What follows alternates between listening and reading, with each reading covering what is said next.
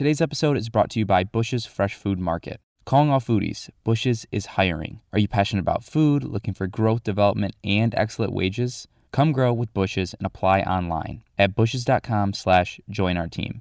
That's Bush's, BUSCHS.com/join our team.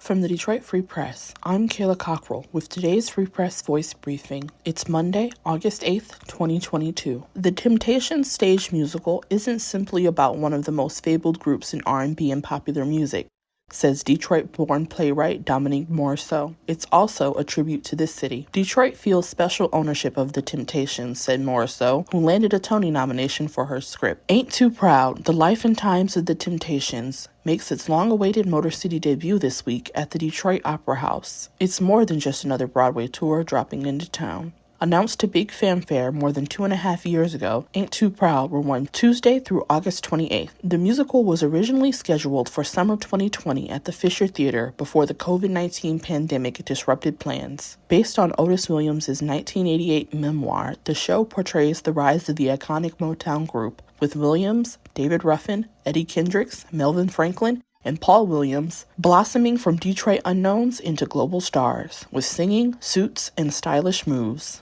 The upcoming 3-week Detroit Opera House run will feature some hometown festivities, including a red carpet splash with Otis Williams and other VIPs. In other news, things are looking up for candy lovers who feared they'd be boo-hooing this Halloween after hearing about a potential sweets shortage. Hershey, the makers of Kit Kat bars, Reese's Peanut Butter Cups, and Twizzlers, said last week there would likely be a shortage of candy for the holidays, including Halloween. It blamed global supply chain disruptions and the war in Ukraine, which has slowed supplies of cacao and oil used in food. But now the company has changed its forecast. We actually have even more seasonal product available to the consumer this year than last year, said Hershey spokesman Alison Kleinfelter. She said the capacity constraints referenced during Thursday's earnings were because of an increase in consumer demand over the past few years. Moving forward, with a higher inventory level and more capacity, we believe we'll be well positioned to deliver for the consumer, whether they're reaching for everyday or seasonal products, Kleinfelter wrote.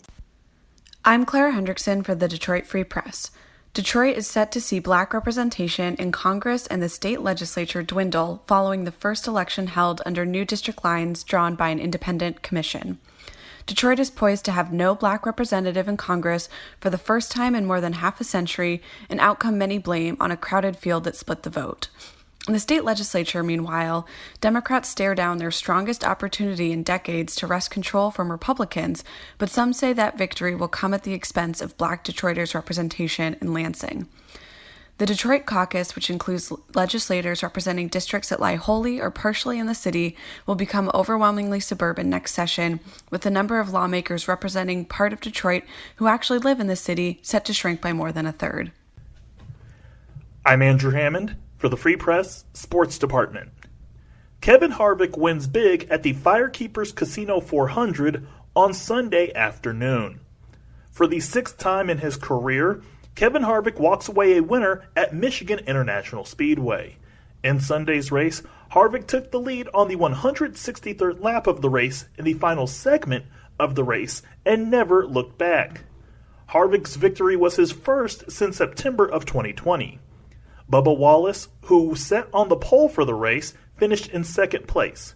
It is the 4th time in a row that Wallace has finished in the top 10, and the 3rd time in the last 4 races Wallace has finished in the top 5. Next week, NASCAR heads to Richmond with just a few weeks left before the NASCAR playoffs begin. For more stories from the Detroit Free Press, be sure to check out freep.com.